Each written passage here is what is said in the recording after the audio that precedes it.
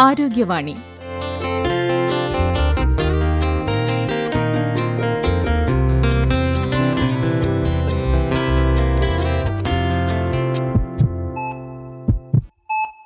ആരോഗ്യവാണിയിലേക്ക് എല്ലാ ശ്രോതാക്കൾക്കും ഹൃദ്യമായ സ്വാഗതം. ഡിസംബർ 3 നമ്മൾ ലോക ഭിന്നശേഷി ദിനമായി ആചരിക്കുന്നു. ഭിന്നശേഷിക്കാരുടെ പ്രശ്നങ്ങൾ സമൂഹത്തിൽ ചർച്ച ചെയ്യപ്പെടാനും എല്ലാ മേഖലകളിലും ബാക്കിയുള്ളവരെ പോലെ തന്നെ അവരുടെ അവകാശങ്ങളും ക്ഷേമവും സംരക്ഷിക്കപ്പെടുന്നു എന്ന് ഉറപ്പുവരുത്തേണ്ടതും നമ്മുടെ കടമയും ഉത്തരവാദിത്വവുമാണ്. സമ്പൂർണ്ണ ഭിന്നശേഷി സൗഹൃദ സമൂഹമാവാൻ നമ്മൾ ഇനിയും എത്രത്തോളം മുന്നോട്ടു പോകേണ്ടിയിരിക്കുന്നു? ഈ വിഷയമാണ് ആരോഗ്യവാണി ഇന്ന് ചർച്ച ചെയ്യുന്നത്. ചർച്ചയിൽ പങ്കെടുക്കുന്നവർ SSK ജില്ലാ കോർഡിനേറ്ററും എഴുത്തുകാരനും വാഗ്മിയുമായ doctor AK Abdul Hakeem, Panthirankavu Prasanthi school for children with special needs principal Shri P Radhakrishnan, ഭിന്നശേഷിക്കാരനായ കുട്ടിയുടെ രക്ഷിതാവായ ശ്രീമതി സഫ്രീന ഫർഹാദ്. മൂവരെയും ആരോഗ്യവാണിയിലേക്ക് ഹൃദ്യമായി സ്വാഗതം ചെയ്യുന്നു. ഡോക്ടർ AK അബ്ദുൾ ഹക്കീം സാറിൽ നിന്ന് തന്നെ ആരംഭിക്കാമെന്ന് തോന്നുന്നു. സമ്പൂർണ്ണ ഭിന്നശേഷി സൗഹൃദ സമൂഹമാവാൻ നമ്മൾ ഇനിയും എത്രത്തോളം മുന്നോട്ടു പോകേണ്ടിയിരിക്കുന്നു? Miles to go before I sleep എന്ന് പറഞ്ഞതുപോലെയാണ് ഇക്കാര്യത്തിൽ ഇപ്പോഴും നമ്മൾ നിൽക്കുന്നത്. ഇനിയും ഒരുപാട് ദൂരം സഞ്ചരിക്കാനുണ്ട് എന്ന് പറയുമ്പോൾ കേരളം ഒരു വളരെ മോശം സംസ്ഥാനമാണ് എന്നതിനർത്ഥമില്ല. ലോകത്തിൻ്റെ മറ്റ് വികസിതമായ പല സാമൂഹ്യാവസ്ഥയുമായി താരതമ്യം ചെയ്യുമ്പോഴും യഥാർത്ഥത്തിൽ ഭിന്നശേഷിക്കാരായ മനുഷ്യർക്ക് അവകാശമായി എല്ലാവർക്കും ലഭിക്കേണ്ട മനുഷ്യാവകാശത്തിൻ്റെ തലത്തിൽ നിന്ന് ആലോചിക്കുമ്പോഴും നമുക്കൊരുപാട് ദൂരം മുന്നോട്ട് പോകാനുണ്ട്. പക്ഷേ ഇന്ത്യയിൽ ഇതര സംസ്ഥാനങ്ങളോ മറ്റു പല അവികസിത രാജ്യങ്ങളോ സമൂഹങ്ങളോ ഒക്കെ വെച്ച് നോക്കുമ്പോൾ നമ്മൾ ഒട്ടേറെ മുന്നോട്ട് പോയിട്ടുമുണ്ട്. കാരണം അങ്ങനെ പോയതുകൊണ്ടാണ് ഇത്തരത്തിലൊരു ചർച്ച പോലും നടക്കുന്നത്. അല്ലെങ്കിൽ ഇതൊന്നും നടക്കാതെ പഴയൊരു കാലത്ത് ഒരു 50 ആണ്ട് പിന്നിലോ അല്ലെങ്കിൽ 30 വർഷം മുമ്പേ കാര്യം ആലോചിച്ച് കഴിഞ്ഞാൽ നമ്മൾ വളരെ പിന്നിൽ തന്നെയായിരുന്നു. സാമൂഹ്യമായ ഇതിനെക്കുറിച്ചുള്ളൊരു ബോധം, തിരിച്ചറിവ് തന്നെയാണ് ഏറ്റവും പ്രധാനമെന്ന് എനിക്ക് തോന്നുന്നു. അതുണ്ടാവുന്നതിൽ വലിയ മുന്നേറ്റം നമുക്ക് ഉണ്ടാക്കാൻ സാധിച്ചിട്ടുണ്ട്. പക്ഷെ അങ്ങനെയൊക്കെ നിൽക്കുമ്പോഴും ഇപ്പോൾ ഞാൻ യൂറോപ്പിലൊക്കെ യാത്ര ചെയ്തിട്ടുണ്ട്. പല സ്കാൻഡിനേവിയൻ രാജ്യങ്ങളിലൊക്കെ ഉള്ള വായിച്ചറിഞ്ഞും നേരിട്ട് കണ്ടതുമായ അനുഭവങ്ങൾ അത് നമുക്ക് ഒരുപക്ഷെ ആലോചിക്കാൻ പോലും പറ്റുന്ന തരത്തിൽ അല്ല ഉള്ളത്. അതിൻ്റെ മേലെയാണ് മനുഷ്യർ എന്ന രീതിയിൽ ഒരു തുല്യ പരിഗണന എന്ന് പറയുന്നത് ലഭ്യമാകുന്നത്. അതിനുള്ള ഒരുപാട് നിയമ സംവിധാനങ്ങളുണ്ട്, അതിനൊരുപാടുള്ള സാമ്പത്തിക സംവിധാനങ്ങളുണ്ട്, അവരുടെ അനുകൂല ഘടകങ്ങൾ ഒരുപാടുണ്ട്. പക്ഷേ ഒരു അവികസിതമെന്നോ അല്ലെ വികസ്വരമെന്നോ പറയാവുന്ന കേരളത്തിൽ ഇത്രയൊക്കെ പിന്നിട്ട് കഴിയുമ്പോഴും എനിക്ക് തോന്നുന്ന ഏറ്റവും വലിയ തടസ്സമായി ഇപ്പോഴും നിൽക്കുന്നത് ഒരു പൂർണ്ണമായ ബോധ്യം ഈ വിഷയത്തിൽ ആളുകൾക്ക് ഇനിയും ആയിട്ടില്ല എന്നുള്ളത് തന്നെയാണ്. പലപ്പോഴും നമ്മൾ ഈ ഭിന്നശേഷി വിഷയങ്ങളെ കൈകാര്യം ചെയ്യുന്നത് ഒരു കമ്പാഷനേറ്റ് കാഴ്ചപ്പാടോടുകൂടിയാണ്. ഒരു മനുഷ്യാവകാശം എന്ന തലത്തിലല്ല, മറിച്ച് ഒരു സഹതാപത്തിൻ്റെ ഒരു ഘട്ടം കൂടി കടന്നാൽ അനുതാപത്തിൻ്റെയോ, അതായത് ഒരു വൈകാരിക തലത്തിലാണ് പലപ്പോഴും നമ്മൾ ആ വിഷയത്തെ കൈകാര്യം ചെയ്യുന്നത് എന്നുള്ളതാണ്. സത്യത്തിൽ ഒരു വൈകാരിക തലത്തെ ആ രീതിയിൽ കൊണ്ടുവരുന്ന ഒരു ഘട്ടം ഉണ്ടാവേണ്ടിയിരുന്നു. തീർച്ചയായിട്ടും അത് ആദ്യഘട്ടത്തിൽ അത് അങ്ങനെയൊക്കെ വേണ്ടി വരും. കാരണം നമുക്ക് ആ ഒരു മോഡ് ഡെവലപ്പ് ചെയ്തെടുക്കാൻ ചിലപ്പം നമ്മൾ ആ തരത്തിലുള്ള ഒരു സമീപനം ഒരു പക്ഷേ ആവശ്യമായി വന്നേക്കും. പക്ഷേ ഇന്ന് ആ കാലം കഴിഞ്ഞു. ഇന്ന് നമ്മൾ ഹ്യൂമൻ റൈറ്റ്സിനെ കുറിച്ചാണ് സംസാരിച്ചുകൊണ്ടിരിക്കുന്നത്.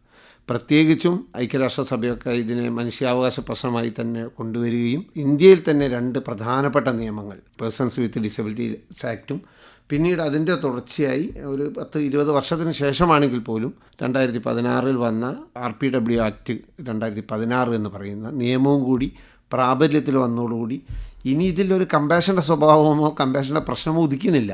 ഇതിൽ സഹതാപത്തിൻ്റെ ഒരു എലമെൻറ്റിന് പോലും പ്രസക്തിയില്ല. നിങ്ങളുടെ ഉത്തരവാദിത്വമാണ്, അത് സ്റ്റേറ്റിൻ്റെ ഉത്തരവാദിത്വമാണ് ഒന്നാമത്തത്. ആ രീതിയിലേക്കാണ് അത് മാറേണ്ടത്.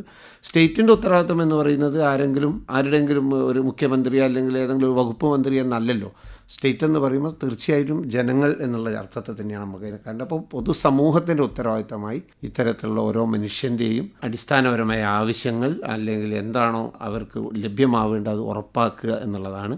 ആ തരത്തിലേക്ക് നമ്മൾ വളർന്നുകൊണ്ടിരിക്കുന്നുള്ളത് ആശാവഹമാണ്. പക്ഷേ എങ്കിൽ പോലും ഡിസബിലിറ്റിയെക്കുറിച്ചുള്ള ഒരു വിശദീകരണത്തിൽ ഐക്യരാഷ്ട്രസഭ ഉപയോഗിക്കുന്ന ഒരു വാചകമുണ്ട്. ഡിസബിലിറ്റി മീൻസ് എന്ന് പറഞ്ഞുകൊണ്ട് ആ സെൻറ്റൻസ് തുടങ്ങിയിട്ട് അത് അവസാനിക്കുന്നത് ഭൗതികമായ തടസ്സങ്ങളോടൊപ്പം തന്നെ അത് സാധ്യമാക്കുന്ന മാനസിക തടസ്സങ്ങൾ കൂടി ചേർന്നതാണ് ഡിസബിലിറ്റി എന്നാണ്. അപ്പോൾ ശരിക്കും പറഞ്ഞാൽ ആറ്റിറ്റ്യൂഡിനൽ ബാരിയർ എന്ന് പറയുന്നത് അത് വളരെ പ്രധാന ഘടകമാണ്. ഫിസിക്കൽ ബാരിയറിനേക്കാൾ ഒരു പക്ഷേ വലിയ അവസ്ഥയാണ് ആറ്റിറ്റ്യൂഡിനൽ ബാരിയർ എന്ന് പറയുന്നത്. ഫിസിക്കൽ ബാരിയറിനെ നമുക്ക് ഭൗതിക വികാസം കൊണ്ട് പണം കൊണ്ട് ഒക്കെ മറികടക്കാൻ കഴിയും, അല്ലെങ്കിൽ സൗഹൃദപരമാക്കി എടുക്കാൻ പറ്റും. പക്ഷേ ആറ്റിറ്റ്യൂഡിനൽ ബാരിയറിനെ ഇത്തരത്തിലുള്ള നിരന്തരമായ സംവാദങ്ങളിലൂടെ എല്ലായിടത്തും ഇത് മനുഷ്യാവകാശത്തെക്കുറിച്ച് ഊന്നിപ്പറഞ്ഞുകൊണ്ട് ഡിസബിലിറ്റി എന്ന് പറയുന്ന ഒരവസ്ഥയിലൂടെ കടന്നു പോകുന്ന മനുഷ്യരുടെ നഷ്ടപ്പെട്ടു പോകുന്ന ജീവിതാവസരങ്ങൾ, അവരുടെ ജീവിത സന്തോഷങ്ങളൊക്കെ നിരന്തരം ഓർമ്മിപ്പിച്ചു കൊണ്ടുവേണം ഇക്കാര്യത്തിൽ വലിയൊരു സെൻസിറ്റൈസേഷൻ സാധ്യമാക്കുക എന്നുള്ളതാണ് പ്രാഥമികമായി പറയാനുള്ളത്. 30 വർഷത്തെ അധ്യാപന ജീവിതത്തിന് ശേഷമാണ് ഭിന്നശേഷി സ്കൂളിന്റെ പ്രിൻസിപ്പളായിട്ട് സാറ് ചുമതലയേൽക്കുന്നത്. ഈ വിഷയത്തിൽ സ്പെഷ്യൽ സ്കൂളുകൾക്കും മറ്റു സ്കൂളുകൾക്കും എന്തൊക്കെ ചെയ്യാൻ സാധിക്കും? ഞാനൊരു സ്കൂളിൻ്റെ Prasanthi school for children with special needs എന്ന് പറഞ്ഞൊരു വിദ്യാലയത്തിൻ്റെ ഒരു ചുമതല വഹിക്കുന്നു, അതിൻ്റെ പ്രിൻസിപ്പളായിട്ട് വഹിക്കുകയാണ്. അപ്പോൾ ആ നിലയ്ക്ക് നമ്മൾ പരിശോധിക്കുമ്പോൾ മറ്റുള്ള കുട്ടികളെ കാണുന്നതിൽ പുറമെയായിട്ട് ഈ കുട്ടികൾക്ക് നമ്മൾ പ്രത്യേകമായി സവിശേഷമായ ഒരു ശ്രദ്ധ കൊടുക്കണം. അങ്ങനെ കൊടുക്കുമ്പോൾ തന്നെ ഇതൊരു വൈകല്യമുള്ള കുട്ടിയാണ് എന്നുള്ള തിരിച്ചറിവാണ് വേണ്ടത്. ഭിന്നശേഷി എന്ന് പറയുമ്പോൾ പ്രത്യേകിച്ച് ശേഷി ഇല്ലാത്ത കുട്ടികളും കാണും. അപ്പോൾ അവരുടെ ആ ഒരു വൈകല്യത്തെ ഉൾക്കൊണ്ടുകൊണ്ട് തന്നെ അവനെ അല്ലെങ്കിൽ ആ കുട്ടിയെ എങ്ങനെയാണ് നമ്മൾക്ക് സമൂഹത്തിൽ മറ്റുള്ളവരൊപ്പം തന്നെ ചേർത്ത് നിർത്താൻ കഴിയുന്ന പ്രവർത്തനങ്ങളാണ് നമ്മൾ ആസൂത്രണം ചെയ്തുകൊണ്ടിരിക്കുന്നത്. മിക്കവാറും എല്ലാ ഇത്തരം സ്കൂളുകൾക്ക് തന്നെ ഇങ്ങനെ തന്നെയാണ് ചെയ്തുകൊണ്ടിരിക്കുന്നതും. ഒരു വിദ്യാലയത്തിൽ രാവിലെ എത്തിക്കഴിഞ്ഞാൽ ആ കുട്ടിയുടെ എല്ലാ ആവശ്യങ്ങളും സ്കൂൾ എന്ന നിലയ്ക്ക് ടീച്ചർമാരും അവിടുത്തെ കെയർ ഗിവേഴ്സ് ആയമാരൊക്കെ തന്നെ ചെയ്ത് കൊടുക്കുന്നുണ്ട്. പക്ഷേ സ്കൂൾ വിട്ട് കഴിഞ്ഞാൽ ആ കുട്ടിയെ പിന്നെ സമൂഹം കാണുന്നത് മറ്റൊരു രീതിയിലാണ്. സ്കൂൾ ക്യാമ്പസും അവിടുത്തെ പ്രവർത്തകരും എല്ലാം തന്നെ ആ കുട്ടിയെ, നമ്മളിപ്പം പറഞ്ഞ വിഷയത്തിൻ്റെ പേര് തന്നെ സൗഹൃദ സമൂഹം. ആ സൗഹൃദം എന്നുള്ള വാക്ക് ഹൃത്തിൽ നിന്നുണ്ടാവുന്നു, ഹൃത്ത് എന്നുള്ള വാക്കുന്നാണ്. അപ്പോൾ ഹൃദയത്തോട് ചേർത്ത് നിർത്തിക്കൊണ്ടാണ് നമ്മൾ പോകുന്നത്. പക്ഷേ അത് പുറത്തേക്ക് പോകുമ്പോൾ അങ്ങനത്തെ ഒരു കുട്ടി നമ്മളൊരു പൊതുസമൂഹത്തിലോ പൊതു ഇടത്തിലോ കാണുമ്പോൾ ഒന്ന് സ്പർശിക്കാൻ പോലും പലരും മടിക്കുന്നുണ്ട്. അപ്പോൾ നമ്മൾക്കൊരു കുട്ടിക്കൊരു ആശ്വാസമാകുമ്പോൾ ചേർത്ത് നിർത്തുന്നു, പുറത്ത് തട്ടുന്നു, തലോടുന്നു ഒക്കെ ചെയ്തുകൊണ്ടാണ് ഒരു സാധാരണ കുട്ടി നമ്മൾ ആശ്വസിപ്പിക്കുന്നത്. പക്ഷെ അത്തരമൊരു ജീവിതാവസ്ഥ ആവശ്യപ്പെടുന്ന കുട്ടിയെ ഇന്ന് സമൂഹം അങ്ങനെ ചേർത്ത് നിർത്തലില്ല എന്നുള്ളതാണ് ഞാൻ കണ്ടുവരുന്നത്. അതിനൊരു മാറ്റം വേണം. ഈ കുട്ടിയെ ഹൃദയത്തോട് ചേർത്ത് നിർത്തി കൊണ്ടുവേണം തന്നെ സമൂഹത്തിലേക്ക് ചേർത്തിയാൽ മാത്രമേ നമ്മൾ പറയുന്ന രീതിയിലുള്ള സങ്കല്പത്തിലുള്ള ലോകം സാധ്യമാവൂ എന്നുള്ളതാണ് വിദ്യാഭ്യാസ പ്രവർത്തനത്തിലൊരു അനുഭവം. അങ്ങനെയാണ് സാധാരണ സ്കൂളിൽ നമ്മളിപ്പം ശാരീരിക പരിമിതിയുള്ള കുട്ടികൾ വരും, നടക്കാൻ പ്രയാസമുള്ള കുട്ടികൾ. അത്തരം കുട്ടികളെ അവരുടെ സുഹൃത്തുക്കൾക്ക് ഏറ്റെടുക്കുന്നത് കാണാറുണ്ട്. അവർ കൂടെ നടക്കാനും അവർക്ക് വേണ്ടുന്ന കാര്യങ്ങളൊക്കെ ചെയ്ത് കൊടുക്കാനുള്ള കാര്യങ്ങളൊക്കെ ചെയ്യുന്നുണ്ട്. അതിലുപരിയായിട്ട് മാനസികമായ പ്രയാസങ്ങൾ അനുഭവിക്കുന്ന കുട്ടികളുണ്ട്. അത്തരം കുട്ടികളെ മറ്റുള്ള വിദ്യാർത്ഥികൾ കാണുന്നതും അവരെ ചേർത്തുന്നതൊക്കെ തന്നെ വളരെ അപൂർവമാണ്. അത് അവരുടെ എന്തോ ഒരു തടസ്സം സൃഷ്ടിക്കപ്പെടുന്നുണ്ട്. അത് എൻ്റെ സഹോദരനാണ്, എൻ്റെ സുഹൃത്താണ് എന്നുള്ള ബോധം നമുക്ക് ഉണ്ടാക്കിയെടുക്കാൻ പറ്റിയിട്ടില്ല. അവിടെ നമ്മളിപ്പോൾ കണ്ടുവരുന്നത് നമ്മളെ സർവശിക്ഷ അഭിയാൻ എന്ന പോലുള്ള സജ്ജീകരണങ്ങൾ സംവിധാനം ഈ ഒരു മേഖലയിലേക്ക് ഇപ്പോൾ കടന്നു വന്നിട്ടുണ്ട്. അത് വളരെ ആശ്വാസകരമാണ്. വിദ്യാലയങ്ങൾ തന്നെ പ്രത്യേകിച്ചുള്ള ടീച്ചേഴ്സിനൊക്കെ നിയമിച്ചുകൊണ്ട് തന്നെ ഇത്തരം കുട്ടികളെ മറ്റുള്ളവരൊപ്പം തന്നെ ചേർത്ത് നിർത്തി കൊണ്ടുപോകാനുള്ള ഒരു വിപുലമായ സംവിധാനം ഒരുങ്ങിക്കഴിഞ്ഞു. അതിൻ്റെ യാത്രയിലാണ്, തുടങ്ങിക്കഴിഞ്ഞിട്ടുണ്ട്. അത് വളരെ ആശ്വാസമാണ്. പണ്ടിങ്ങനെ ഉണ്ടായിരുന്നില്ല. ഈ കുട്ടികളെ സ്കൂളിൽ വരാൻ പോലും പറ്റാതിരുന്ന കുട്ടികളെ ഉണ്ടോയെന്ന് പോലും ഒരു സമൂഹത്തിന് അറിയുമായിരുന്നില്ല. അത്തരമൊരവസ്ഥയിലാണ് ഇന്ന് SSK പോലുള്ള കാര്യങ്ങളൊക്കെ തന്നെ ചെയ്തുകൊണ്ട് തന്നെ നമുക്ക് മുന്നേറാൻ കഴിയുന്നത്. കുട്ടികളെ ഈ ഒരു രീതിയിലേക്ക് എൻ്റെ സഹോദരനാണ്, എൻ്റെ സഹോദരിയാണ് എന്നുള്ള രീതിയിലേക്ക് അവരെൻ്റെ കൂടെ വളരേണ്ടവരായിരുന്നു, എന്നെപ്പോലെ തന്നെ വളരേണ്ടവരായിരുന്നു എന്നുള്ള ബോധം ആ കുട്ടികൾക്ക് ഉണ്ടാക്കി അവരെ ചേർത്തിർത്തി കൊണ്ടുപോകാനുള്ള പരിപാടികൾ കൂടി നമുക്ക് സാധാരണ വിദ്യാലയങ്ങളിൽ ആസൂത്രണം ചെയ്ത് നടപ്പിലാക്കണം. എങ്കിൽ മാത്രമേ നമ്മൾ ഉദ്ദേശിച്ച രീതിയിലേക്ക് ഈ ഭിന്നശേഷി സൗഹൃദ സമൂഹം എന്നുള്ളൊരു അർത്ഥതലത്തിലേക്ക് നമുക്ക് എത്താൻ കഴിയുള്ളൂ. ശ്രീമതി സഫ്രീന ഫർഹത്തിലേക്ക് വരികയാണെങ്കിൽ, ഒരു ഭിന്നശേഷി കുട്ടിയുടെ രക്ഷിതാവാണ്. ജീവിതത്തിൽ വലിയൊരു പ്രതിസന്ധി നേരിട്ടപ്പോൾ തളർന്നു പോകാതെ തന്റെ പഠനവും കരിയറും മകന്റെ കാര്യങ്ങളോടൊപ്പം തന്നെ മുന്നോട്ട് കൊണ്ടുപോയി മാതൃക കാണിച്ച വ്യക്തി കൂടിയാണ് സഫ്രീന. കഴിഞ്ഞ 7 വർഷമായിട്ട് ഇൻസ്റ്റിറ്റ്യൂട്ട് ഓഫ് പാലിയേറ്റീവ് മെഡിസിനിലെ വോളണ്ടിയറാണ്. ഈ വർഷം ജിൻഡാൽ യൂണിവേഴ്സിറ്റിയിൽ നിന്നും പബ്ലിക് ഹെൽത്ത് ആൻഡ് ഹ്യൂമൻ ഡെവലപ്മെന്റ്സിൽ മാസ്റ്റേഴ്സ് ബിരുദം കരസ്ഥമാക്കുകയും ചെയ്തു. ഭിന്നശേഷിക്കാരായ കുട്ടികളുടെ രക്ഷിതാക്കൾ നേരിടുന്ന വെല്ലുവിളികൾ വളരെ പ്രാധാന്യമർഹിക്കുന്ന ഒന്നാണല്ലേ? എന്താണ് സഫ്രീനയ്ക്ക് പറയാനുള്ളത്? നമ്മളൊരു കുട്ടി ഭിന്നശേഷിക്കാരനാണെന്ന് തിരിച്ചറിയുന്ന ആ നിമിഷം മുതൽ ഒരു അച്ഛനായിക്കോട്ടെ അമ്മയായിക്കോട്ടെ അവരുണ്ടാകുന്ന മാനസികമായിട്ട് കുറേ ബുദ്ധിമുട്ടുകൾ അനുഭവിക്കണം. കാരണം ഒരു അരക്ഷിതാവസ്ഥയാണ് വരുന്നത്. ഇപ്പോൾ ഒരു അൺസർട്ടനിറ്റി, മുന്നോട്ട് ഇനി എങ്ങനെയാണ് ഒരു കുട്ടി ജനിച്ചാൽ എല്ലാവർക്കും സന്തോഷത്തിനോടെ ഒരു പ്രതീക്ഷയും കൂടി ഉണ്ടാവും. ഈ കുട്ടി വലുതാവും, നമ്മളൊരു മൈൻഡ് സെറ്റ് അങ്ങനെയാണ്. അതേസമയം എൻ്റെ എക്സ്പീരിയൻസ് വെച്ച് എൻ്റെ മോന് ജനിച്ചപ്പം കുറച്ച് സങ്കീർണതകളുണ്ടായിരുന്നു. പ്രസവ സംബന്ധമായ അതൊരു ഒഴിവാക്കാൻ പറ്റുന്നൊരു ബുദ്ധിമുട്ടായിരുന്നു. ശരി, ഡോക്ടറെ കഴിപ്പിഴാന്ന് തന്നെ വേണമെങ്കിൽ പറയാം. കുറേ ദിവസം വെന്റിലേറ്ററിലായിരുന്നു. പീഡിയാട്രീഷ്യൻ വന്നിട്ട് എൻ്റെ അടുത്ത് പറഞ്ഞു, ഇങ്ങനെ ഇവൻ്റെ കാര്യത്തിൽ ഡെവലപ്മെൻറ്റ് ഡിലേസ് നമുക്ക് പ്രതീക്ഷിക്കാം, അവനെപ്പോഴൊരു പൂർണ്ണ ആരോഗ്യവാനായൊരു കുട്ടിയായിരിക്കുകയില്ല. ഇത് കുറേ ബുദ്ധിമുട്ടുകൾക്ക് ഉണ്ടായിരിക്കാം. അപ്പോൾ അത് നമ്മളിപ്പോഴേ പ്രിപ്പയർഡ് ആയിരിക്കണം. അപ്പോൾ എനിക്കിപ്പോഴും ഓർമ്മയുണ്ട്, ആദ്യമായിട്ട് ICU ഡോക്ടറിൻ്റെ അടുത്ത് പറഞ്ഞ സമയത്ത് എനിക്കെന്താ അത് എങ്ങനെയാണ് ഞാൻ പ്രതികരിക്കേണ്ടതെന്ന് പോലും അറിയാത്ത നമ്മളതൊരു മരവിച്ചൊരവസ്ഥയായിരുന്നു. അത് കഴിഞ്ഞ് പിന്നെ ഈ വൈകല്യത്തോടൊപ്പം തന്നെ പിന്നെ അപസ്മാരത്തിൻ്റെ ബുദ്ധിമുട്ടുണ്ടായിരുന്നു. തുടർച്ചയായ ഒരു ആസ്പത്രി വാസം. 5 വയസ്സ് വരെ നമ്മളൊരു ജീവിതം എപ്പോഴും മാസത്തിലൊരു 2 ആഴ്ച ആസ്പത്രി, അങ്ങനത്തെ ഒരു അവസ്ഥയിലായിരുന്നു പോയത്. അപ്പം വൈകല്യത്തോടൊപ്പം തന്നെ കുട്ടികൾക്ക് അനുബന്ധമായിട്ട് ഇതേപോലത്തെ ഒരു രോഗാവസ്ഥകളും പല കുട്ടികളും ഉണ്ടാകാറുണ്ട്. രക്ഷിതാക്കൾക്ക് കുറേ കാര്യം അതിൽ നോക്കാനുണ്ട്. കുട്ടിക്കിപ്പം അസുഖത്തോടൊപ്പം തന്നെ ഡെവലപ്മെൻ്റ് ഇല്ല, അപ്പം അതിൻ്റെ റീഹാബിലിറ്റേഷൻ തുടങ്ങണം. ഇതേപോലത്തെ അസുഖം കൊണ്ട് അതിൻ്റെ മരുന്നുകൾ കൊടുക്കൽ, പോരാത്തിന് ആസ്പത്രി വാസം. പാരൻസിനെ സംബന്ധിച്ചിടത്തോളം അവരെ ശാരീരികമായും മാനസികമായിട്ടെല്ലാം ഒരു വല്ലാത്തൊരു വലിയ വെളികൾ അവർ നേരിടേണ്ടി വരും. എൻ്റെ പാരൻസ് ആയിക്കോട്ടെ, എൻ്റെ സഹോദരൻ, എല്ലാവരും എൻ്റെ കൂടെ ഉണ്ടായിട്ടും ഞാൻ അനുഭവിച്ച ബുദ്ധിമുട്ട് ഇപ്പം പറയുമ്പോൾ എനിക്കിപ്പോൾ ആലോചിക്കാൻ ഇഷ്ടമില്ലാത്തൊരു പീരീഡാന്ന് വേണം പറയാം. അത്രയും മോനും കുറേ ബുദ്ധിമുട്ടി വല്ലാത്തൊരു അവസ്ഥയാണ്. അപ്പോൾ എപ്പോഴും നമ്മളെ ചർച്ചകളിൽ ഭിന്നശേഷിക്കാരുടെ അവകാശം പറയുന്നത് കൂടെ തന്നെ എപ്പോഴും അവരെ പ്രൈമറി കെയർ ഗിവർ, അധികം നമ്മുടെ നാട്ടുനടപ്പനുസരിച്ച് അമ്മമാരായിരിക്കും, അവരെയും കൂടെ ചേർത്തണം. അവരൊരു ജീവിത ക്വാളിറ്റി ഓഫ് ലൈഫും കൂടെ നമ്മളെപ്പോഴും നോക്കണം. കാരണം മുഴുവൻ സമയം അവർ കുട്ടികളെ പരിചരണമായിട്ട് ബന്ധപ്പെട്ടിരിക്കും. ഇപ്പോൾ സാറ് പറഞ്ഞ പോലെ പല രീതിയിലുള്ള ഭിന്നശേഷികളായിരിക്കും. ഓരോ കുട്ടികൾക്ക് ഓരോ ബുദ്ധിമുട്ടായിരിക്കും. ഇപ്പം എൻ്റെ മോനെ സംബന്ധിച്ച് അവനൊരു മൾട്ടിപ്പിൾ ഡിസേബിൾ, കാഴ്ച പരിമിതിയുണ്ട്, സംസാരിക്കാൻ പറ്റില്ല, കേൾക്കുക മാത്രമേ ഉള്ളൂ. എല്ലാ പ്രാഥമിക കർമ്മങ്ങളും നമ്മൾ തന്നെ ചെയ്തു കൊടുക്കണം. അപ്പം അങ്ങനത്തെ ഒരു കുട്ടീൻ്റെ കൂടെയുള്ള ഒരു ജീവിതം എന്ന് പറഞ്ഞാൽ ശരിക്കും കെയർ ഗിവർ ബേർഡൻ എന്ന് പറയുന്ന ഒരു സാധനം ഉണ്ടല്ലോ, അതെപ്പോഴും ഭയങ്കര ഒരു ഭീകരമായ ഒരു അവസ്ഥയായിരിക്കും അത്. അപ്പം നമ്മൾ അതും കൂടെ ഒന്ന് കണക്കിലെടുക്കണം. പാരൻസിനെയും കൂടെ എപ്പോഴും ഒരു ചേർത്ത് നിർത്തിയിട്ടുള്ളൊരു സമൂഹമായിരിക്കണം എപ്പോഴും ഞാൻ പ്രതീക്ഷിക്കുന്നത്. അങ്ങനെ പാരൻസിനെയും കൂടെ അത് അവരുടെ ജീവിതത്തിലൊരു ഫുൾ പാർട്ടിസിപ്പേഷൻ എന്നുള്ള ഒരു ഇതിലേക്ക് വരണം. എപ്പോഴും നമ്മളെ അറിയാതെ അവഗണിച്ചു പോകുന്നൊരു സമൂഹമാണ് അത്. ഞാൻ അതുകൊണ്ടാണ് തുടക്കം തന്നെ പറഞ്ഞത് സ്റ്റേറ്റിൻ്റെ ഉത്തരവാദിത്തമായി മാറണമെന്ന് പറയുന്നത്. കാരണം ഒരു കുട്ടി എന്നുള്ളതല്ല, ആ കുടുംബം പിന്നീട് നേരിടുന്ന വലിയ ട്രോമ, ഭയങ്കര ഫൈനാൻഷ്യൽ ക്രൈസിസ്, ദൈനംദിനമായ പ്രശ്നങ്ങൾ, കെയർ ഗിവിങ്ങിൻ്റെ ഭാഗമായിട്ടുണ്ടാകുന്നത്. നേരത്തെ ജോലിയുള്ളവരാണ് ഒരു പക്ഷേ തുടർച്ചയായി ജോലിക്ക് പോകാൻ കഴിയാത്ത അവസ്ഥ, ഫാമിലി ഇൻകത്തിന് വരുന്ന തകർച്ച, ഇങ്ങനെ ഒരു ഹോളിസ്റ്റിക് ആയിട്ടുള്ള ഒരു ഇഷ്യൂ ആയിട്ട് അതിനെ കണ്ടിട്ടില്ലെങ്കിൽ നമുക്ക് ഒറ്റപ്പെട്ട മാറ്റി നിർത്തിയുള്ള ഒരു ചർച്ചകളും കൊണ്ടും നടക്കില്ല. അതുകൊണ്ടാണ് ഞാൻ ആദ്യം തന്നെ പറഞ്ഞത് സ്റ്റേറ്റിൻ്റെ ഉത്തരവാദിത്തം എന്ന് പറഞ്ഞാൽ ഗവൺമെൻറ് അല്ലെങ്കിൽ എന്താണോ ഭരണ സംവിധാനം അതിനുള്ള വലിയ പോളിസിയും അതിനുള്ള കൃത്യമായ നടപടികളും അടിയന്തര സ്വഭാവത്തിൽ ഏറ്റെടുത്തേ പറ്റും. അതുകൊണ്ടാണ് മനുഷ്യാവകാശം എന്നൊക്കെ ഞാൻ ആദ്യമേ നിയമത്തിൻ്റെ പക്ഷത്ത് നിന്ന് നിങ്ങൾ പറയുന്ന ഒരു കമ്പാഷൻ കൊണ്ടും, കാരണം ഏതെങ്കിലും ഒരു അസോസിയേഷൻ ഉണ്ട് അല്ലെങ്കിൽ ഞങ്ങൾക്ക് അവിടെ ഒരു ചാരിറ്റി പ്രസ്ഥാനമുണ്ട്, അവർ വീട്ടിൽ വന്നിട്ട് ഞങ്ങൾക്ക് കുട്ടിക്ക് ഇത് ചെയ്തു, ആഴ്ചയിൽ ഒരു ദിവസം വന്നിട്ട് എന്തെങ്കിലും ചെയ്തു കൊടുക്കുന്നൊന്നും പറയുന്നതിലൊന്നും ഒരു അർത്ഥമില്ല.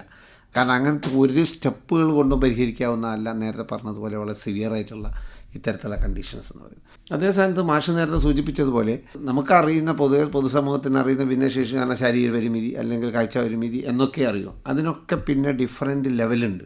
അതിനെ നമ്മളിങ്ങനെ പറയും മൈൽഡ് എന്നും മോഡറേറ്റ് എന്നും സിവിയർ മോഡറേറ്റ് എന്നൊക്കെ നമ്മളതിന് കാരണം ഓരോന്നിൻ്റെയും അളവുകൾ അതിൻ്റെ സങ്കീർണതകൾ വ്യത്യസ്തമാണ്. അപ്പോൾ അതിനൊക്കെ കൃത്യമായി ആ രീതിയിൽ തന്നെ കാറ്റഗറൈസ് ചെയ്തുകൊണ്ട് ഇപ്പോൾ സ്കൂളിലേക്ക് എത്താൻ പറ്റുന്ന കുട്ടികൾ എന്ന് പറയുന്നത് നമ്മൾ പറയുന്ന സാധാരണ എഡ്യൂക്കബിൾ ആയിട്ടുള്ള കുട്ടികൾക്കാണ് സ്കൂളിൽ സാധാരണ എന്തും ചെയ്യാൻ പറ്റുക.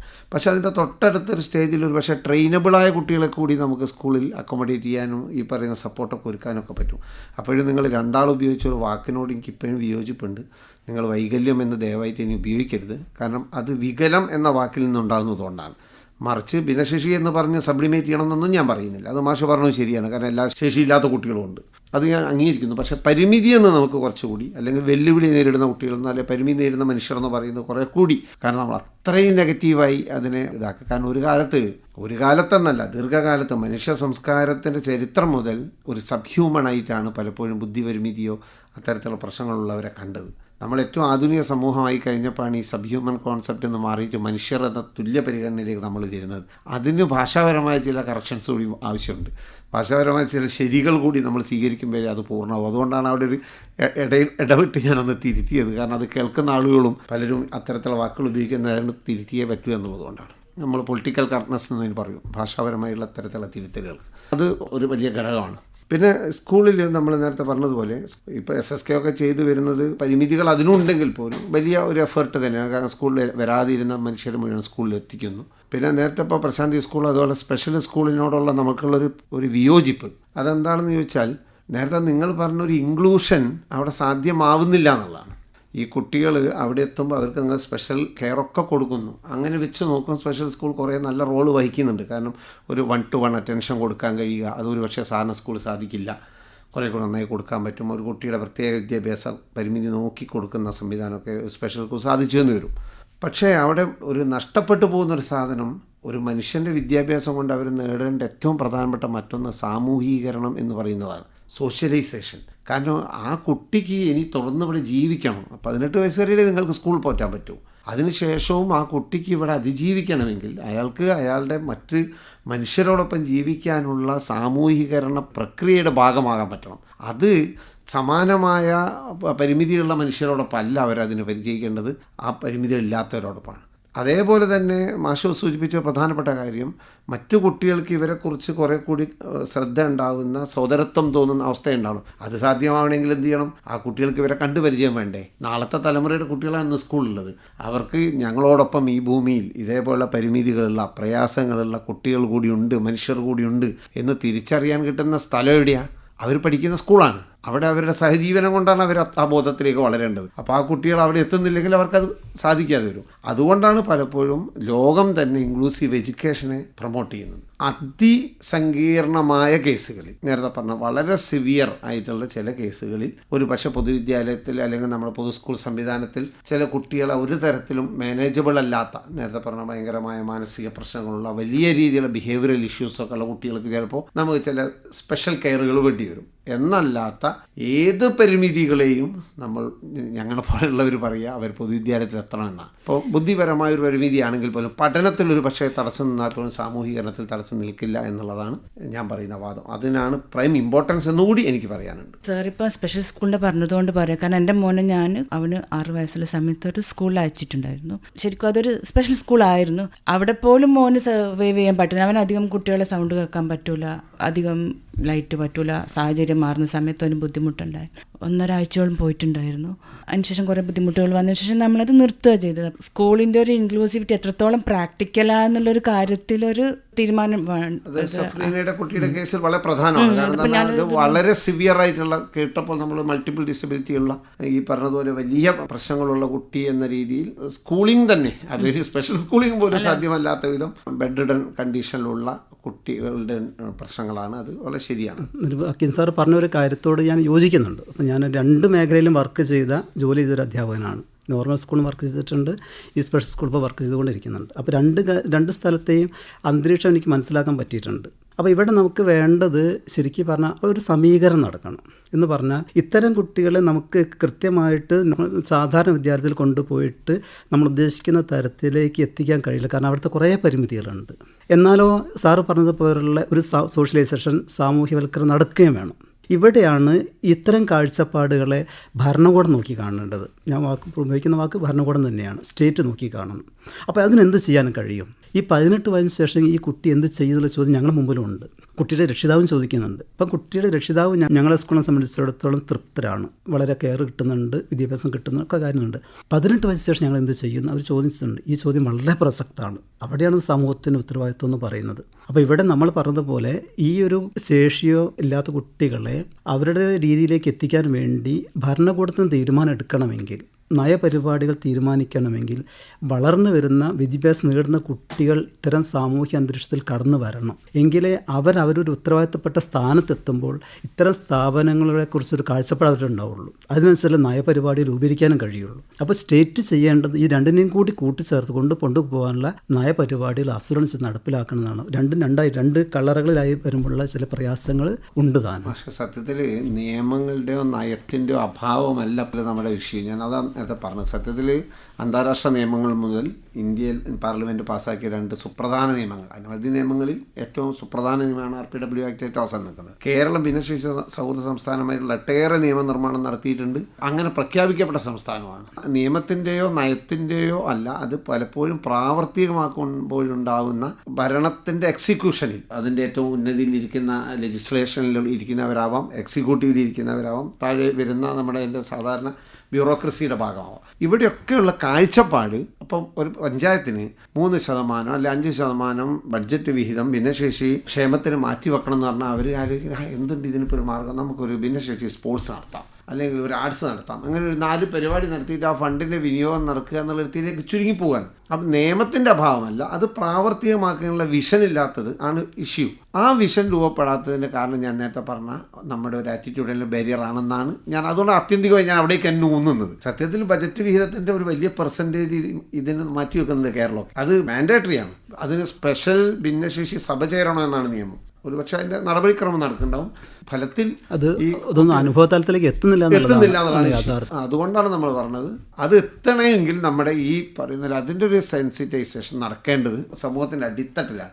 ആകാശവാണി ഈ നടത്തുന്ന ചർച്ചയും ഇപ്പം ഞാനൊക്കെ എഴുതിക്കൊണ്ടിരിക്കുന്ന ലേഖനമാവട്ടെ, നമ്മൾ ഭിന്നശേഷി വാരാചരണത്തിലാവേ സൈക്കിൾ റാലി നടത്തുന്നു. എന്തിനാ സൈക്കിൾ റാലി നടത്തുന്നതുകൊണ്ട് കുട്ടികൾക്ക് പ്രത്യേകിച്ച് ഗുണം കിട്ടിയിട്ടല്ല. സൈക്കിൾ റാലി ഉണ്ടാക്കുന്ന അല്ലെങ്കിൽ ഏത് സാമൂഹ്യ ബോധവൽക്കരണ പരിപാടി ഉണ്ടാക്കുന്ന അതിൻ്റെ വളർച്ച നമുക്ക് ഉണ്ടായിട്ടുണ്ട്. ഇപ്പം നിലവിൽ അത് ഇനിയും ഓരോ മനുഷ്യരിലേക്ക് എത്തുകയും അതിൻ്റെ കോറിലേക്ക് എത്താനും പറ്റണം. എങ്കിലേ ഇത് ഫീൽഡിലെത്തും. നേരത്തെ പറഞ്ഞ പോലെ നമ്മൾ ഇൻക്ലൂസീവ് എഡ്യൂക്കേഷനിലല്ല നിൽക്കേണ്ടത്, ഇൻക്ലൂസീവ് സൊസൈറ്റിയിലാണ്. ഇപ്പം ഞാനൊരു ഉദാഹരണം പറയാം. സാർ ഇപ്പം പറഞ്ഞു സർക്കാരിൻ്റെ പല പ്രോഗ്രാമുകളും ഉണ്ടാവും, അതിൻ്റെ ഇംപ്ലിമെൻറ്റേഷൻ ഒരു ബുദ്ധിമുട്ട്. നമ്മളെ എല്ലാ കെട്ടിടങ്ങളിലും റാമ്പ് വേണം. അത് നമ്മൾ ആ സ്ട്രക്ചറൽ ബാരിയർ മാറ്റാൻ വേണ്ടിയിട്ടുള്ള ഒരു ഇൻക്ലൂസിവിറ്റിൻ്റെ ഭാഗമായിട്ട്. പക്ഷേ ഈ റാമ്പുകൾ പണ്ട് തീരെ റാമ്പില്ലായിരുന്നു, ഒരു സ്ഥലത്ത് ലിഫ്റ്റും ഇല്ലായിരുന്നു, പല ഗവൺമെൻറ് ഓഫീസുകളും ഇല്ലായിരുന്നു. പക്ഷെ ഇപ്പം റാമ്പ് ഉണ്ടാക്കിയിട്ടുണ്ട് പലരും. പക്ഷെ ആ റാമ്പ് എത്രത്തോളം ആ വീൽ ചെയർ പോകാൻ പറ്റുന്ന ആ റാമ്പ് വെച്ച് വലിയ കുത്തനെയുള്ള ചരിവായിരിക്കും, കൊണ്ടുപോകാനേ പറ്റൂല, സൈഡ് റെയിൽ ഉണ്ടാവില്ല. റാമ്പ് കയറാത്ത ലിഫ്റ്റുകളാണ് കേരളത്തിലെ മിക്ക കെട്ടിടങ്ങളിലുള്ളത്. കാരണം ലിഫ്റ്റിന്റെ സൈസിന് ഇങ്ങനത്തെ ഒരു പ്രവർത്തനം നടക്കുമ്പോൾ യൂഷ്വലി ഇപ്പോൾ ഒരു പബ്ലിക് സ്പേസ് എന്തെങ്കിലും ഡിസൈൻ ചെയ്യുമ്പോൾ ഒരു ആർക്കിടെക്ട് ഉണ്ടാവും. അപ്പോൾ കൂടെ ഒരു സ്റ്റേക്ക് ഹോൾഡറായിട്ട് ഇപ്പോൾ ഈ വീൽ ചെയർ ഉപയോഗിക്കുന്ന ഒരാളും കൂടെ വേണം. അല്ലെങ്കിൽ ഇതേപോലെയുള്ള പബ്ലിക് സ്ഥലത്തുള്ള വീൽ ചെയർ ആക്സസ് ഉള്ള സ്ഥലത്തല്ല ഒരു ഓഡിറ്റ് നടത്തണം, ഇത് എത്രത്തോളം ഉപയോഗിക്കാൻ പറ്റുന്നുണ്ട് എന്നുള്ളത്. അതായത് വീൽ ചെയർ കൊണ്ടുപോകാൻ വേണ്ടി റോഡ് സൈഡിൽ പാത്തുണ്ടാക്കി അതിലെ മോട്ടോർ സൈക്കിളുകാർ കയറ്റി പോയതപ്പോൾ അതിനെ തടസ്സപ്പെടുത്താണ്ട് അതിൻ്റെ ഇടയിൽ നമ്മൾ കുറ്റി വെച്ച് തടഞ്ഞിട്ടുണ്ട്, കോഴിക്കോട് നഗരത്തിലടക്കം. അതാണ് ഞാൻ നേരത്തെ പറഞ്ഞ വിഷയം. നിങ്ങൾ നിയമമോ നയമോ ഇല്ലാത്തതോ അതിനനുസരിച്ച് നമ്മൾ ലൈസൻസ് കൊടുക്കുമ്പോൾ അല്ലെങ്കിൽ PWDക്ക് അതിൻ്റെ നിയമാവലിയിൽ കോൺട്രാക്ട് കൊടുക്കുമ്പോൾ ഒക്കെ അതുണ്ടാവും. പക്ഷെ അത് ആളുകൾ തന്നെയാണ് അതിനെ പൊളിക്കുന്നത്. ഇതാണ് ഈ ഇഷ്യൂ എന്ന് പറയുന്നത്. ഇത് ഇൻക്ലൂസീവ് സൊസൈറ്റി എന്ന് പറയുന്നത് മനുഷ്യർ തുല്യരാണ് എന്ന ബോധ്യത്തിൽ നിന്ന് അതല്ലെങ്കിൽ എല്ലാ തരത്തിലുള്ള ആളുകൾക്കും തുല്യമായി ജീവിക്കാനുള്ളതാണ് ലോകമെന്ന്. ഇവിടെ ശരിക്കും ഒരു ഡീകൺസ്ട്രക്ഷൻ എന്നോ റീകൺസ്ട്രക്ഷൻ എന്നോ പറയാവുന്ന ഒരു സാധനവും കൂടി UN മുന്നോട്ട് വെച്ചിരിക്കുന്ന ദിനാചരണത്തോടനുബന്ധിച്ച് ഡിസംബർ 3 മുന്നോട്ട് വെച്ചിരിക്കുന്ന മുദ്രാവാക്യം ആംപ്ലിഫൈങ് ദ ലീഡർഷിപ്പ് എന്ന് പറഞ്ഞിട്ട് ഒന്ന് ഭിന്നശേഷിക്കാരിലെ ലീഡർഷിപ്പ് ഉള്ളവരതാക്കുക. മൂന്നാമത്തേതായിട്ട് അവർ പറയുന്നത് തീരുമാനങ്ങൾ എടുക്കുന്ന എല്ലാ വേദികളിലും ഭിന്നശേഷിക്കാർക്ക് സേ ഉണ്ടാവുക എന്നാണ്. അവരെ കൂടി കേൾക്കാൻ തയ്യാറാവുക. നമ്മുടെ ഓരോ ഡിസൈനിങ്ങിലും ലോകത്തിനെ കുറിച്ചുള്ള ഓരോ പോയിന്റിലും അവരെ കൂടി കേൾക്കാൻ, അവർ പറയണമെന്നില്ല, കേൾക്കാൻ നമ്മൾ മനസ്സിലാക്കിയാൽ മതി, കൂടി ചെയ്യുക എന്നുള്ളതാണ് UN ഇത്തവണ മുന്നോട്ട് വെച്ചിരിക്കുന്നതെന്ന് കൂടി ഇവിടെ ഞാൻ ചേർത്ത് പറയുകയാണ്. ഇപ്പോൾ എൻ്റെ അനുഭവത്തിൽ നിന്ന് പറയുകയാണ്. അപ്പോൾ നമ്മളൊരു കുട്ടി ഈ കോഴിക്കോട് ജില്ലയിൽ നിന്നും തിരുവനന്തപുരം ജില്ലയിലേക്ക് ഒരു ബസ്സിൽ യാത്ര ചെയ്യാൻ കഴിയില്ല. കാരണം അതിൻ്റെ ഇടയ്ക്ക് അവൻ്റെ പ്രാഥമിക ആവശ്യങ്ങൾ നിറവേറ്റാണ്ടുണ്ട്. അതവന് പറയാനും പ്രകടിപ്പിക്കാനും കഴിയില്ല. നമ്മളിത് കണ്ടറിയുകയാണ് ചെയ്യുന്നത് അവൻ്റെ ചേഷ്ടകളിലൂടെ. നമ്മളെന്ത് ചെയ്യുന്നു, നമ്മുടെ യാത്രകൾ പരിമിതപ്പെട്ടു പോകണം. ഇപ്പോൾ ഇത്തരം ഒരു സോഷ്യലൈസേഷൻ അതിൻ്റെ ഭാഗമായിട്ട് നമ്മൾ യാത്രകൾ സംഘടിപ്പിക്കും. പക്ഷേ നമുക്ക് അത് 2 മണിക്കൂറിൻ്റെ ഉള്ളിൽ എത്തിപ്പെടാൻ സ്ഥലത്തേക്ക് നമുക്ക് പോകാൻ കഴിയുള്ളൂ. അതുകൊണ്ട് യാത്രകൾ നമ്മൾ വെട്ടിച്ചുരുക്കേണ്ടി വരികയാണ്. ഇപ്പം കോഴിക്കോടുള്ള ഒരു കുട്ടിക്ക് എറണാകുളം വരെ പോകാൻ കഴിയില്ല. ഇടയ്ക്ക് എന്ത് വേണം, അവൻ്റെ പ്രാഥമിക ആവശ്യം നിറവേറ്റാനുള്ള സംവിധാനം വേണം. നേരത്തെ സാറ് പറഞ്ഞതുപോലെ ഒരു വികസിത രാജ്യത്തുള്ള നോർമലായ ആൾക്കാർക്ക് ഉപയോഗിക്കുന്ന തരത്തിലാണ് ലോകം സംവിധാനം ചെയ്തിരിക്കുന്നതെന്ന്. അത് പൊളിച്ചെഴുതിയേ പറ്റൂ എന്ന് ഞാൻ ചാവക്കാട് വരെ പോകാൻ വേണ്ടി ഞങ്ങളൊരു തീരുമാനം എടുത്തു. പക്ഷേ ആലോചന പിന്നെ ആ യാത്ര ഞങ്ങൾ റദ്ദ് ചെയ്യേണ്ടി വന്നു. പകരം തിരിച്ച് കാപ്പാട് ബീച്ചിലേക്ക് ഞങ്ങൾ കുട്ടികളെ കൊണ്ടുപോയതും അവിടുത്തെ ആ ഒരു അന്തരീക്ഷമായിട്ട് കുട്ടികളൊക്കെ ഇണങ്ങിയതും ആദ്യമായിട്ട് കടല കണ്ട കുട്ടികളുണ്ട്, കടൽ തിരകളിൽ കാലിട്ട് കളിച്ച കുട്ടികളുണ്ട്. അപ്പോൾ അവർക്ക് അനുഭവിച്ച സന്തോഷം എന്തായിരുന്നു പറയും. അത് കുറച്ചുകൂടി അപ്പുറത്തേക്ക് ഒരു കണ്ണൂർ വരെ പോകാൻ ഞങ്ങൾക്ക് കഴിയില്ല. അത് നമ്മൾ പറഞ്ഞ പോലെ ലോകം ഉണ്ടാക്കി വെച്ചിരിക്കുന്നത് സാധാരണ ജീവിത രീതി പുലർത്തുന്ന ജനങ്ങൾക്ക് വേണ്ടിയിട്ടാണ്. അത് മാറ്റി പണിയണം. സ്റ്റേറ്റ് എന്ന് വിചാരിക്കണം ഇത്തരം ആൾക്കാരും നമ്മുടെ കൂടെയുണ്ട്, അവർക്കും കൂടി ഉതകുന്ന തരത്തിലായിരിക്കണം നിർമ്മാണങ്ങളും രീതികളും സംവിധാനം എന്നും കൂടി പരിഗണിച്ചുകൊണ്ടായിരിക്കണം ഇനി വേണ്ട നിർമ്മാണങ്ങളും. ഇനിയുള്ളവ തന്നെ നമുക്കത് പുതുക്കി പണിതുകൊണ്ട് വേണം എന്നുള്ളതാണ് ഒരു അഭിപ്രായം. ഇപ്പോൾ ഗവൺമെന്റിന്റെ ഓരോ രേഖകൾ കിട്ടാം, ആധാർ കാർഡ്, ബയോമെട്രിക്സ് എടുക്കണം, കണ്ണ് മര്യാദക്ക് നോക്കാൻ പറ്റാത്ത കുട്ടികളെ, ഫിംഗർ പ്രിന്റ്, ഭയങ്കര ബുദ്ധിമുട്ടാണ്. അത് ചിലപ്പോൾ അങ്ങോട്ട് പോയി എടുക്കേണ്ട അവസ്ഥ വരും. ഒന്ന് ആലോചിച്ചൊക്കെ ഇങ്ങനെ ഒരു കിടപ്പിലായ കുട്ടിനെയും കൊണ്ട് അങ്ങോട്ട് പോകാന്നുള്ളത്. ഒന്നിക്കൽ ഇതിനെല്ലാം ഹോം സർവീസ് നടത്തുക, അതേപോലെ ബയോമെട്രിക്സ് പോർട്ടബിൾ ആക്കി വീട്ടിലേക്ക് കൊണ്ടുവരാൻ പറ്റുന്ന അതെല്ലാം ചെയ്യാൻ പറ്റുന്ന ഒരു കാര്യം. പക്ഷെ എത്ര പോർട്ടബിൾ മെഷീൻ ഉണ്ട് ഇവിടുത്തെ പാസ്പോർട്ട് ഓഫീസിലില്ല, ഇപ്പോഴും ഇല്ല അവിടെ. ഞാൻ എൻ്റെ മോന് വേണ്ടി അടുത്ത കാലത്ത് വരെ പോയി, പാസ്പോർട്ട് ഓഫീസർ പക്ഷേ വളരെ ഇതിൽ അതിനോട് പറഞ്ഞത് വരെ കൊടുക്കാം നിയമം കൊണ്ട്. എന്തായാലും അത് ആ തരത്തിൽ ആലോചനകൾ നടക്കുന്നില്ല. നടക്കാത്തത് അതൊരു സാങ്കേതികമാണ്, ഇവിടെ വരണം, ബയോമെട്രിക് എടുക്കണം എന്നത് നിലനിൽക്കുന്ന നിയമമാണ്, അതിൽ പിന്നെ മാറ്റം ഏതു ആളായാലും എന്നുള്ള നമ്മുടെ ആ അഡമന്റ് ആയിട്ടുള്ള കാഴ്ചപ്പാടിന്റെ പ്രശ്നമാണ്. കാഴ്ചപ്പാട് മാറിയാൽ ഇതിനൊക്കെ ഈസിയോ. കാഴ്ചപ്പാട് മാത്രമല്ല, ഇവർക്ക് ഒരു ഇക്വിറ്റബിൾ ആയിട്ടുള്ള ഒരു സർവീസ് ആയിരിക്കണം കൊടുക്കണം. നമ്മളൊരു ഇക്വാലിറ്റി പറയുന്നുണ്ടെങ്കിലും അത് ഇക്വിറ്റി ഉറപ്പ് വരുത്തിയാൽ അത് ഇക്വാലിറ്റിയിലേക്ക് എത്തുക. ഓരോ കുട്ടികളേതും ആവശ്യം വ്യത്യസ്തമായിരിക്കും. പിന്നെ ആറ്റിറ്റ്യൂഡൽ ചേഞ്ചിന് എപ്പോഴും മനുഷ്യ സഹജമായ ഒരു അനുകമ്പ എന്ന് പറഞ്ഞ സാധനം വന്നാലേ ഇതൊരു ആറ്റിറ്റ്യൂഡിലെ ചേഞ്ചിന്റെ ഒരു പ്രാക്ടിക്കാലിറ്റിയിലേക്ക് വരും. ഇവനെ ഞാൻ കൂടെ നിർത്തേണ്ടതാന്നുള്ള ഒരു അനുകമ്പ, ഒരു കമ്പാഷനേറ്റ് കമ്മ്യൂണിറ്റിന്റെ ഒരു ഇമ്പോർട്ടൻസ് അവിടെ ഉണ്ട്. അതൊരു എലമെന്റ് ഇല്ലാണ്ട് നമുക്ക് ഒരു ബിഹേവിയർ ചേഞ്ച് ഉണ്ടാവില്ല ഒരിക്കലും. തള്ളിക്കളിയല്ല, പക്ഷെ എന്താണ് അനുകമ്പയുടെ മോളിലല്ല ഒരു ആറ്റിറ്റ്യൂഡ്. സാർ പറഞ്ഞില്ല, ഒരു ആറ്റിറ്റ്യൂഡിനെ സോഷ്യൽ കെയർ എന്നുള്ള സാധനം ഇപ്പൊ ചങ്ങാതിക്കൂട്ടം എന്ന് പറയുന്ന ഇനീഷ്യേഷൻ. അപ്പൊ കുട്ടികൾക്ക് ചെറുപ്പത്തിലെ നമ്മളൊരു അനുകമ്പ വളർത്താനായിരിക്കും നിങ്ങൾ ആ ഒരു ഇനീഷ്യേഷന്റെ ഒരു കുട്ടികളെ ഇൻക്ലൂസീവിറ്റിയും കൂടെ തന്നെ അതും കൂടെ അവിടെ നടക്കുന്നുണ്ട്. അവരറിയാതെ അവരൊരു മനസ്സിലാക്കി കുട്ടികൾക്ക് വരുന്നുണ്ട്. അപ്പോൾ ആ കുട്ടികളെ നാളെ വളർന്ന് വലുതായി ഗവൺമെന്റ് ബ്യൂറോക്രസിയിലും പൊളിറ്റിക്സിലും എന്താ ഈ സ്റ്റേറ്റിന്റെ ഉത്തരവാദിത്തപ്പെട്ട നിലകളിലെത്തുന്ന അവർ ഇപ്പോൾ അവരൊരു വർക്കിന്റെ എക്സ്പീരിയൻസിന്റെ ഇടയിൽ ഇങ്ങനത്തെ ഒരു ആവശ്യം പിന്നെ അവർ ആദ്യം ഓർമ്മിക്കാൻ പണ്ട് കണ്ട് ആ ഒരു കാഴ്ചയായിരിക്കും ചിലപ്പോൾ അവരെ. ഞാൻ വിയോജിച്ച ഘടകം എന്ന് പറഞ്ഞാല് പാലിയേറ്റീവ് സ്ഥാപനങ്ങളോ അത്തരത്തിലുള്ള ചാരിറ്റി ഓർഗനൈസേഷൻസോ നിയമം നടപ്പാക്കുന്നതിന് നിന്നും രക്ഷപ്പെടാനുള്ള ഉപാധിയും മാറും. അവിടെയാണ് പ്രശ്നം. ഇപ്പോൾ ഞങ്ങളുടെ നാട്ടിൽ 3 പാലിയേറ്റീവ് ക്ലബ്ബും ഉണ്ട്, അവിടെ ഒരു ചാരിറ്റബിൾ ഓർഗനൈസേഷൻ ഉണ്ട്, അത് അവർ നോക്കുന്നുണ്ട് എന്ന് പറയുന്നത് ഇയാൾക്ക് ഒരു രക്ഷപ്പെടാനുള്ളൊരു മാർഗ്ഗമാണ്. ഈ യഥാർത്ഥത്തിൽ ആരാണോ അതിന്റെ ഉത്തരവാദി, അത് ഒരു പക്ഷേ അവിടുത്തെ MLA ആവാം, അവിടുത്തെ മന്ത്രിയാവാം, അവിടുത്തെ എക്സിക്യൂട്ടീവ് ഓഫീസർ ആവാം, ആരോ ആവട്ടെ, മറിച്ച് അവരൊക്കെ സപ്പോർട്ടീവ്. അങ്ങനെ നമ്മുടെ സമൂഹത്തിൽ എല്ലാം സപ്പോർട്ടീവാണ്. സപ്ലിമെന്റ്, അതെ, അത് നമ്മൾക്കറിയാലോ. നമ്മളിവിടെ എന്തെല്ലാം ആരോഗ്യകരമായി നിലനിൽക്കുന്ന ഒരു സാമൂഹ്യ അവസ്ഥയുള്ള കേരളത്തിൽ ഒട്ടേറെ ഇത്തരത്തിലുള്ള സപ്ലിമെൻ്ററികളുണ്ട്. പക്ഷെ മറ്റത് നിയമം കൊണ്ട് അവകാശം കൊണ്ട് ഉറപ്പാക്കേണ്ടത് തന്നെയാണ് എന്നതിൻ്റെ മുകളിൽ നമ്മൾ സ്റ്റിക്ക് ഓൺ ചെയ്യണം എന്നുള്ളതാണ്. എന്നാൽ അത് അതിൻ്റെ റൈറ്റ് വേ പോവും. അതിനോട് സപ്ലിമെൻ്റ് ചെയ്തുകൊണ്ട് തീർച്ചയായിട്ടും ഇത്തരത്തിലുള്ള എല്ലാ ഓർഗനൈസേഷൻസിൻ്റെ ഒക്കെ കൂടെ നിൽക്കുമ്പോൾ അതൊരു വലിയ മാതൃകാപരമായ അപ്രോച്ചാണ് എപ്പോഴും. എന്താ പറയുക, ഓരോ ചേരേണ്ട ഘടകങ്ങളും ഒത്തുചേർത്ത് എല്ലാവരും കൂടെ ഒരുമിച്ചുള്ള ഒരു കൂട്ടായ്മയുടെ ഇതൊരിക്കപ്പോഴും ഇതിലിപ്പോൾ നമ്മൾ കുട്ടി രക്ഷിതാവ് സമൂഹം എന്നുള്ള രീതിയിൽ പോകുമ്പോൾ കാണേണ്ട ഒരു ഘടകം കൂടിയുണ്ട്. ഇവരെയൊക്കെ തന്നെ പരിചരിക്കുന്ന അധ്യാപകരുടെ ഒരു രീതിയാണ്. അപ്പോൾ ഒരു കുട്ടിയെ ബസ് സ്റ്റോപ്പിൽ അല്ലെങ്കിൽ വീടിനടുത്ത് നിന്ന് കുട്ടിയെ സ്വീകരിച്ച് തിരിച്ച് വൈകുന്നേരം 6 മണി വരെ ഈ കുട്ടി ആ അധ്യാപകരുടെ കൂടെയാണ്. അപ്പോൾ ആ കുട്ടിയുടെ എല്ലാ കാര്യങ്ങളും ചെയ്തുകൊണ്ട് പോകുമ്പോൾ ഈ അധ്യാപകർ അനുഭവിക്കുന്ന കുറേ സംഘർഷങ്ങളും സങ്കീർണതകളും ഉണ്ട്. അത് വീട്ടിലെത്തിയാലും തുടരുന്നുമുണ്ട്. അപ്പോൾ അതിനനുസരിച്ചുള്ള സാമ്പത്തികമായ സപ്പോർട്ടൊന്നും തന്നെ ഇന്നത്തെ ഒരു സാമൂഹ്യ ചുറ്റുപാട് അവർക്ക് ലഭിക്കുന്നില്ല എന്ന് നമ്മൾ കാണേണ്ടതുണ്ട്. അതും സമൂഹത്തിന് ഉത്തരവാദിത്തമാണ്. അപ്പോൾ നമുക്കറിയാം, നമ്മളെ ഈ സ്കൂളിൽ ഒരു ടീച്ചർ, ഒരു സാധാരണ ടീച്ചർ കിട്ടുന്ന ഒരു ആദരവ് പരിഗണന ഉണ്ട്. ഈ ടീച്ചറും കിട്ടുന്നുണ്ടായിരിക്കാം. പക്ഷേ മറ്റു ടീച്ചർ അനുഭവിക്കുന്നതിനേക്കാൾ കൂടുതൽ സംഘർഷങ്ങളും സങ്കീർണതകളും ഈ ടീച്ചർ അനുഭവിക്കുന്നുണ്ട് എന്ന തിരിച്ചറിവും കൂടി സമൂഹത്തിനുണ്ടാവണം. ഇത് വളരെ സപ്പോർട്ടീവാണ് ടീച്ചറെ സംബന്ധിച്ചൊരു സമൂഹം കൊടുക്കേണ്ടത്. പക്ഷെ അത് കിട്ടുന്നുണ്ടെന്ന് അറിയില്ല. കാരണം എൻ്റെ അനുഭവത്തിൽ അവർക്ക് കിട്ടുന്ന സാമ്പത്തികമായ ഘടകം എന്ന് പറയുന്നത് വളരെ പരിമിതം തന്നെയാണ്. അതിനും കൂടി മാറ്റം വരുന്ന ഒരു അഭിപ്രായം എനിക്കുണ്ട്. തീർച്ചയായിട്ടും ഒരു മെച്ചപ്പെട്ട ഒരു ഇൻക്ലൂസീവ് എഡ്യൂക്കേഷൻ സിസ്റ്റം ഡെവലപ്പ് ചെയ്യുമ്പോൾ അതിനെ മുന്നോട്ട് കൊണ്ടുപോകേണ്ടത് സ്പെഷ്യൽ എഡ്യൂക്കേറ്ററുടെ നേതൃത്വത്തിൽ തന്നെയാണ്. അപ്പോൾ അതും സാധാരണ സർവീസിൻ്റെ ഭാഗമായി വരേണ്ടതുണ്ട്. നമ്മൾ പലപ്പോഴും ഈ പരിമിതികളെ കുറിച്ചൊക്കെ പറഞ്ഞത് നമ്മുടെ കൺസേൺ അതിൽ അത്രയുണ്ട് എന്നതുകൊണ്ട് തന്നെയാണ്. തീർച്ചയായിട്ടും നമ്മുടെ മുമ്പിൽ പ്രതീക്ഷ നൽകുന്ന ഒരവസ്ഥ തന്നെയാണുള്ളത്. ഇപ്പോൾ സഫ്രീന ഉൾപ്പെടെയുള്ള ഒരു പാരന്റിനെ സംബന്ധിച്ചിടത്തോളം, അല്ലെങ്കിൽ ഇവിടെയുള്ള കേരളത്തിലെ പാരൻസിനെ സംബന്ധിച്ചിടത്തോളം അത് എത്രമാത്രം വലിയൊരു ഭീകരമായ യാഥാർത്ഥ്യമാണെന്ന് നമുക്കറിയാം. ഘട്ടം ഘട്ടമായിട്ടാണെങ്കിലും മുന്നോട്ട് തന്നെയാണ് പോകുന്നത് എന്നൊരു പ്രതീക്ഷ തന്നെയാണ് ഈ ചർച്ചയിൽ നമുക്ക് വെക്കാൻ കഴിയുന്നത് എന്ന് വിചാരിക്കുന്നു. പരിമിതികൾ ഒട്ടേറെ ഉണ്ടെങ്കിലും നമ്മുടെ യാത്ര മുമ്പോട്ട് തന്നെയാണ്. അത് അങ്ങനെ തന്നെ ആവട്ടെ എന്ന് ആഗ്രഹിക്കുന്നു. ഭിന്നശേഷി സൗഹൃദ സമൂഹം, ഇതേക്കുറിച്ചുള്ള ചർച്ചയാണ് ആരോഗ്യവാണിയിൽ ഇതുവരെ കേട്ടത്. പങ്കെടുത്തവർ SSK ജില്ലാ കോർഡിനേറ്ററും എഴുത്തുകാരനും വാഗ്മിയുമായ doctor AK Abdul Hakeem, Panthirankavu Prasanthi school for children with special needs principal Shri P Radhakrishnan, ഭിന്നശേഷിക്കാരനായ കുട്ടിയുടെ രക്ഷിതാവായ ശ്രീമതി സഫ്രീന ഫർഹാദ്. മറ്റൊരു വിഷയവുമായി ആരോഗ്യവാണി വീണ്ടും അടുത്തയാഴ്ച.